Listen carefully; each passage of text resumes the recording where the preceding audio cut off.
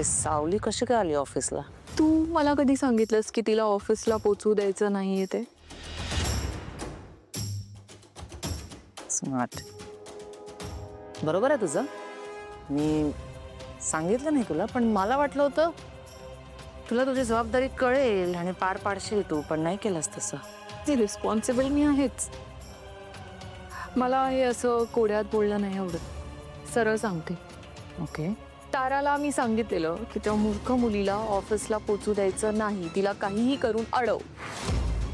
पण ताराने तिचं काम केलं नाही. सो तारा,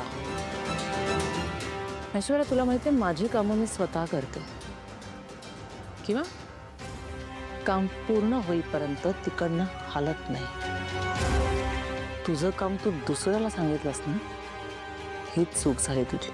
मुळात ते काम माझं नव्हतंच, ते तुझं काम होतं. मग तू थांबायचंस तिकडे. एनिवे, काय झालं जर ती ऑफिसला आली तर? बरं वाटतंय खाता? हा बरं वाटतंय. सावली वहिनी मलम पट्टी सगळं लावलंय. तुम्हाला सांगतो, वहिनीचा हात लागला ना हे सगळं दुखणं बंद होतं. ते मात्र खरंय. गुणाची आहे माझी सावली. बरं ऐक ना, तुझं इथलं झालं असेल तर तिला बोलवून आणतोस का? कशाला? अरे पूजेची जरा तयारी करायची म्हणून सांगते. आता लगेच? बबलू, आता मी सांगते म्हणजे लगेचच बोलवावं लागेल की नाही? चा ना. वहिनी नंतर बोलवतो ना, चालणार नाही का?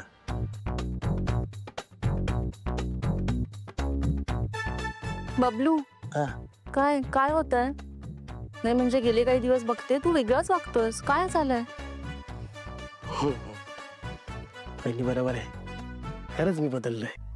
माझ्या आतून बाहेरून ना काहीतरी बदल घडतोय. ठीक आहे थांब, तुझ्याकडे नंतर बघते. जा आधी सावलीला बोलवून आण. जा पटकन. हो मी हे आवरते आणि येते, तुम्ही जा पुढे. राजांची प्रजा काय म्हणते? काय नाही, ते सावली वहिनीला पूजासाठी खाली बोलवलंय. ए वहिनी जा ना, जा जा. अहो मी सांगितलं ना, मी हे आवरून येते, तुम्ही जा पुढे. तू जा, मी घरा घालतो. दे. अरे ती म्हणाली नाही येते म्हणून, जा तू पुढे, येईल ती. सारंग दादा, महत्वाचं काहीतरी बोलायचंय. बोल ना महत्वाचं. अरे आपलं आपलं बोलायचंय.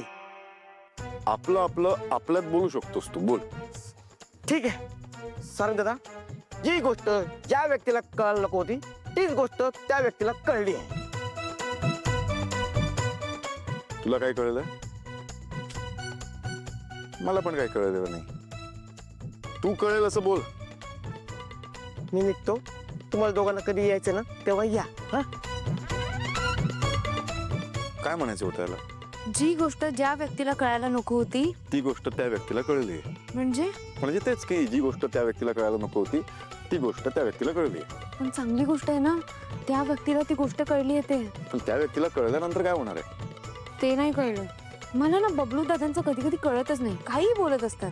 त्या दिवशी पण बोलत होते कुत्रे मागे लागणार आहेत, राजयोग येणार आहे, लग्न होणार आहे.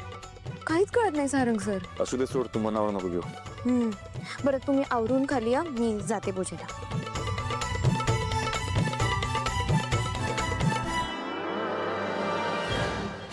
आता आपलं आपलं बोल, जे कळेल मला. ऐश्वर्या वहिनीला राजदादाबद्दल कळले.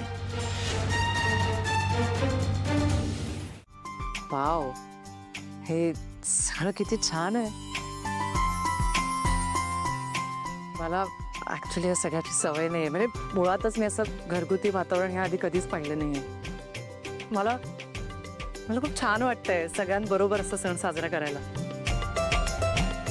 शिवानी, असा अजिबात विचार नाही करायचा. तू एकटी नाहीस, आम्ही सगळेजण आहोत ना तुझ्या बरोबर. आणि मला घर नाही वगैरे असं अजिबात बोलायचं नाही. हे आहे तुझं हक्काचं घर असं समजतो. समजायचंय काय त्यात? आता हे घर माझंच होणार आहे.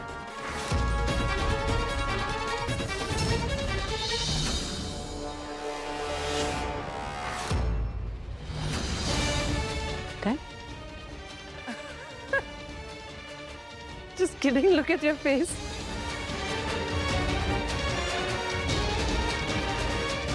तारा, आजचा आरतीचा मान तुझा आहे. ये. मोहन सॉरी, म्हणजे तारा घरचीच आहे ना, पण शिवानी आपल्या घरात नवीन आहे आणि तिने हे कधीच अनुभवलेलं नाहीये. तर आजची पूजा शिवानीने केली तर चालेल?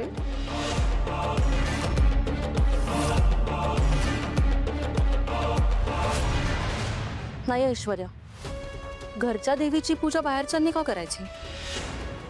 पण आत्ताच तर मॉम म्हणाल्या की तू घरचीच आहेस, हक्काचं घर आहे तुझं, असंच समज. ऐश्वर्या, ते पाहुण्यांचा मान राखण्यासाठी असं बोलायची पद्धत असते. पण म्हणणं वेगळं आणि असणं वेगळं असतं ना. ओ आय सी. म्हणजे तुला असं म्हणायचंय की मॉम उगीच फक्त बोलायचं म्हणून बोलल्या का? ऐश्वर्या, नाही, मला आईंचं म्हणणं डावलायचं नाहीये, पण मला असं म्हणायचंय की पण तुला का म्हणायचंय काही? तुला कोणी विचारलंय का? ऐश्वर्या मॅडम तर काही चुकीचं नाही बोलत आहेत. त्यांचं म्हणणं अगदी बरोबर आहे. वा, हे घ्या आता. उंदराला मांजर साक्षी. तुलाही नाही विचार. एक मिनिट, इट्स ओके. तुम्ही प्लीज माझ्यामुळे भांडू नका. असंही त्या नुसतं म्हणाल्या म्हणजे काही लगेचच घर माझं होत नाही ना. शेवटी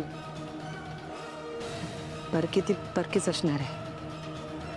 या घराच्या निमित्ताने असं वाटलं होतं की हक्काचा छप्पर मिळाला, पोरकेपणा गेला, पण असं काही नाहीये. झालं सगळ्यांचं बोलून.